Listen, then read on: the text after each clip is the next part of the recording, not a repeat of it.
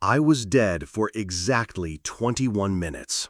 Not asleep, not dreaming, but truly dead. My heart had stopped, and the EKG line was as flat and lifeless as a still lake. But what terrified me wasn't death itself. What shook me to the very core of my soul was what came after. I was pulled from my body like a thread yanked from fabric. No weight, no sound, no sense of time. Only one thing remained a question, echoing through the silence. Is this the end, or only the beginning? I saw myself lying there in that sterile white room. A doctor is shouting. A nurse pressed down on my chest. A needle pierced my skin as if it could tether my soul back to earth. But I had gone farther than they realized, farther than the line between life and death. There was a calling, not a voice, but something deeper, like a sound that touched my bones. And I knew someone was waiting, someone immense, someone I thought I had long forgotten. My name is Rebecca Hartley. I'm a nurse. I've witnessed more deaths in this hospital than I can count, but I never imagined I would become the final patient on that bed. Before the heart attack took me down, I was simply working an ordinary shift. No warning, no symptoms, just lightning from a clear sky. But death doesn't need preparation. It only needs the right moment. Have you ever asked yourself what happens after your heart stops beating? Do you believe that what waits beyond is not emptiness, but a truth that has never been fully revealed? I've been there. I saw it, and I cannot stay silent. Hold on to your heart, because next I will tell you what happened when I stepped into the light and met the one this world both worships and forgets, Jesus Christ. But I didn't just meet him. He showed me the future of all of us. The light didn't come from one direction. It came from everywhere. It wasn't blinding, it didn't burn, but it was powerful enough to make every shadow inside me shrink away. I drifted into it as if I were being drawn back to where I truly belonged. There were no footsteps, no voices, yet I knew I was moving closer. And then I saw him. He looked nothing like the paintings or the carved wooden statues in churches. He didn't need to be introduced. I knew it was Jesus, not because of how he looked, but because my soul recognized him. His eyes didn't judge, but they didn't turn away either. At one glance, I saw every mistake I had ever tried to forget, the harsh words I had spoken to my father, the patients I had cared for with apathy, the times I stayed silent when I should have spoken up for what was right. And somehow, I also saw every small kindness I had never thought mattered. A smile for a lonely old woman, a few words of comfort to a child in pain. I wanted to kneel, but I no longer had a body. I could only bow my soul before that light. And then he spoke, not with words, but with presence. Rebecca, you have been chosen to see what is coming, not to be afraid, but to awaken. I trembled. Why me? I haven't been faithful. I don't go to church regularly. I've even doubted you were real. His answer came like a stream flowing through the driest desert, gentle and steady. That is why. I do not choose the ones who believe they are perfect. I choose the ones who know they've been lost. I wept. My soul cracked open and melted. For the first time in my life, I didn't have to prove anything. I just had to be. And he loved me even though I had never truly loved him enough. He extended his hand, though he didn't touch me.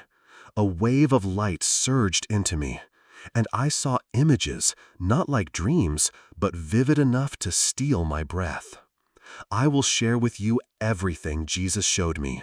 6 visions of what is to come, not if, but when. And what frightened me most was not the events themselves, but how humanity will respond when they arrive. The light surrounding me began to move like waves, and suddenly I was no longer standing before Jesus. I was inside the visions themselves. These weren't dreams.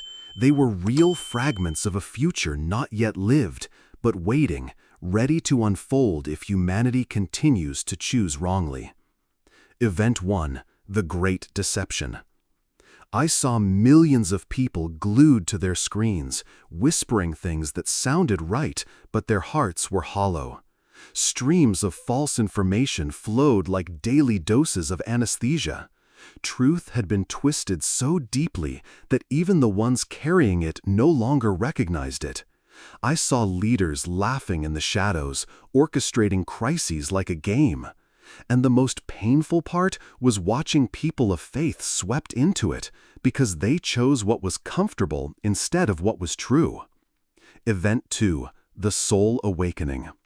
Then the light burst open. I saw groups of young people kneeling in the streets, without leaders, without churches, just prayers rising from the raw ache in their hearts. Confused souls began to pulse in a shared rhythm.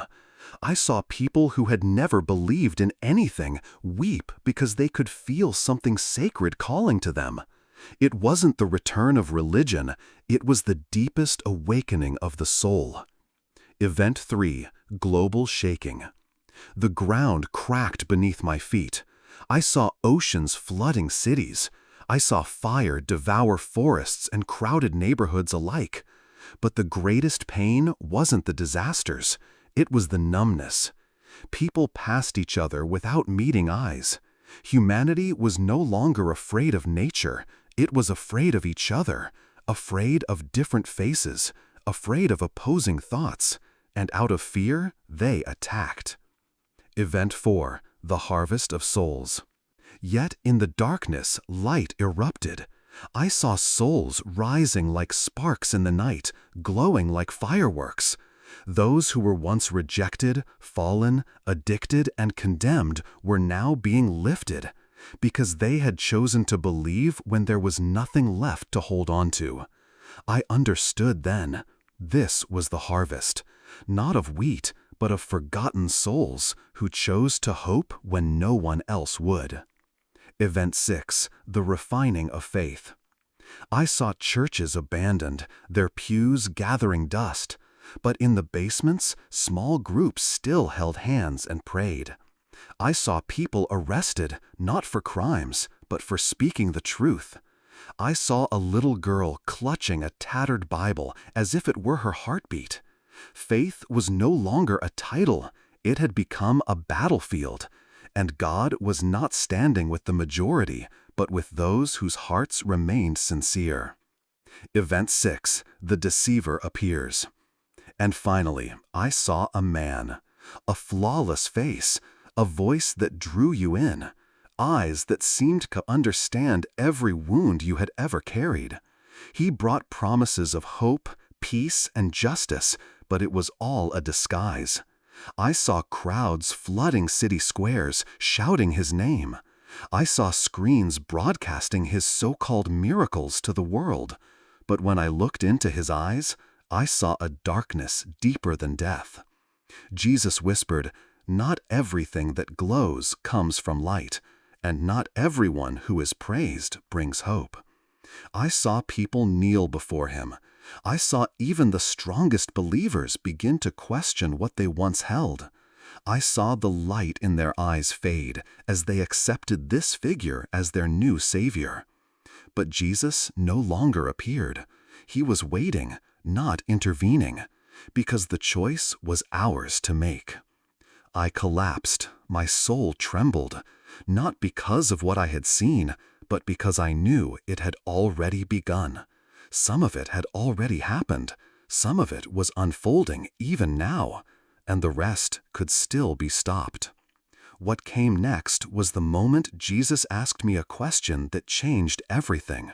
A question that made me realize I was not being sent back to tell a story. I was being sent to awaken sleeping souls. I don't remember how I came back. There was no flash of light, no commanding voice.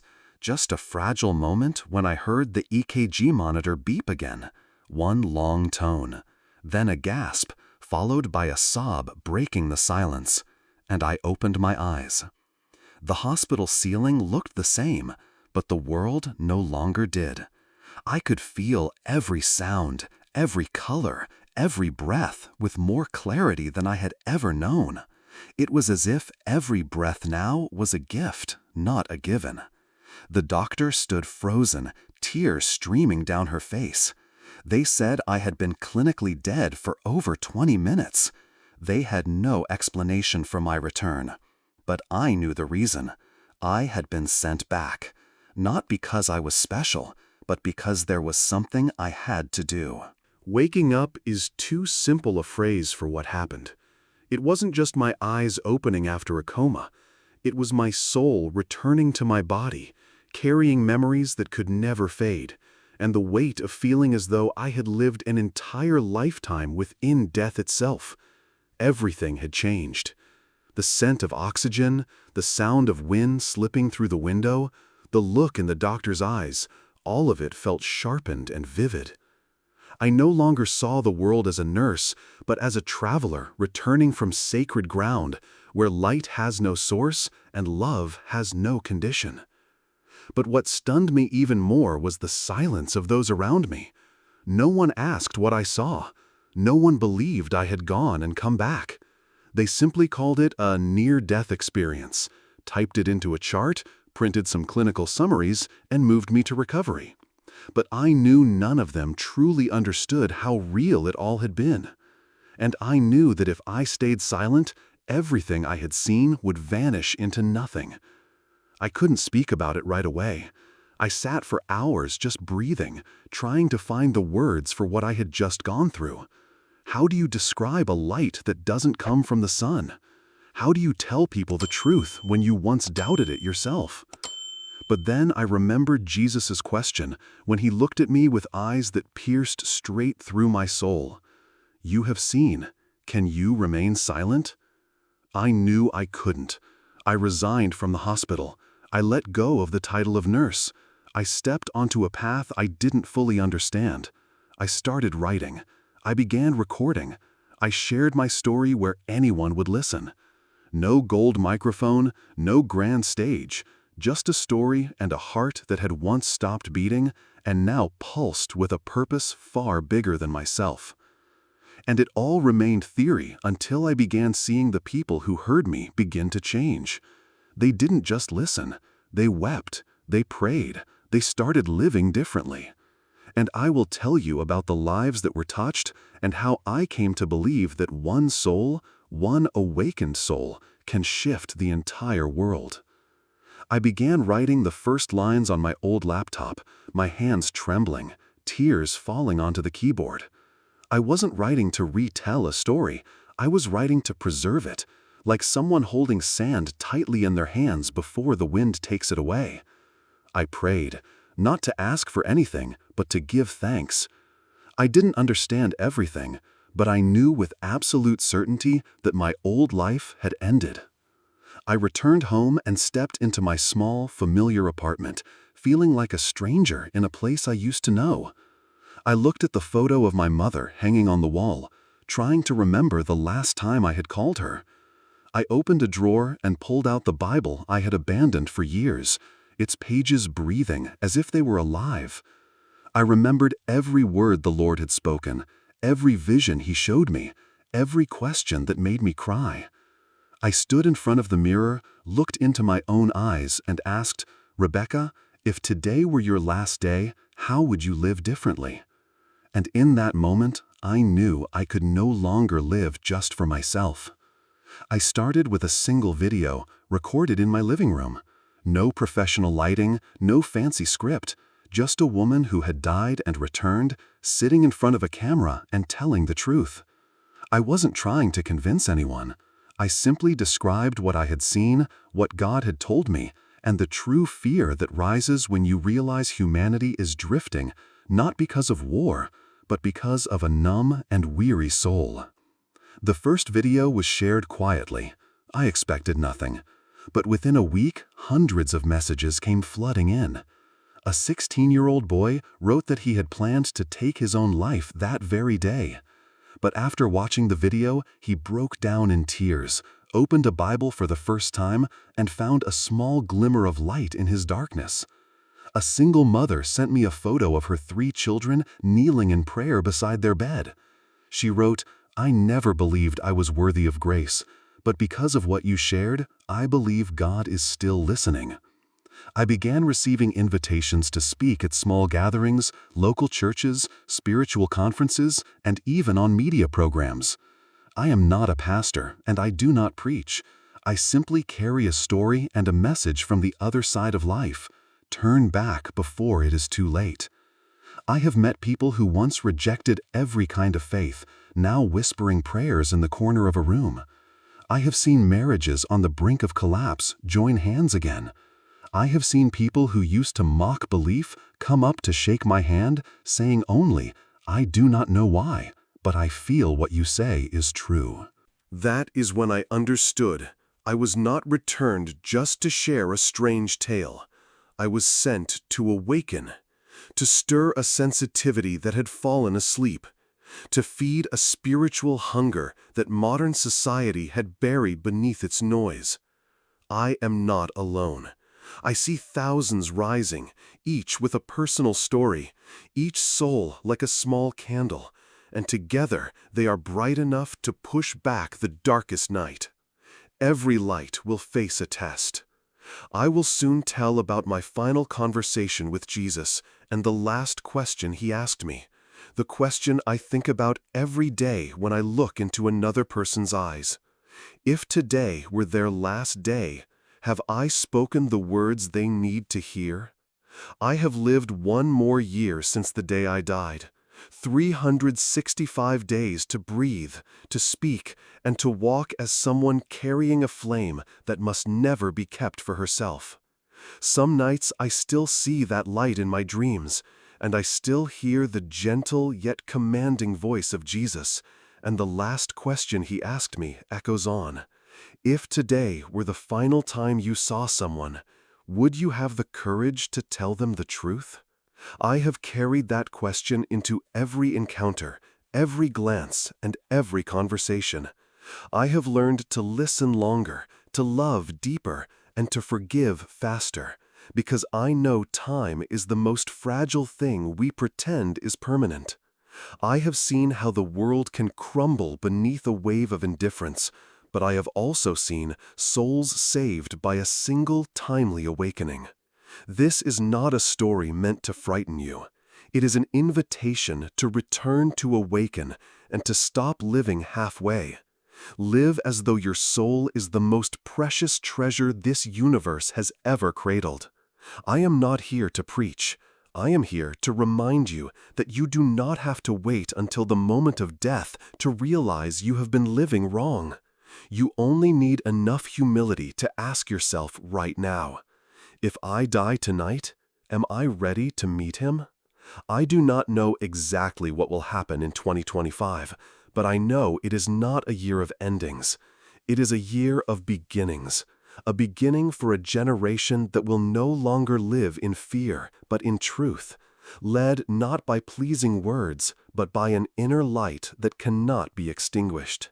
If you are hearing these words, do not treat them as just another video or story. Hear them as a call made personally to you.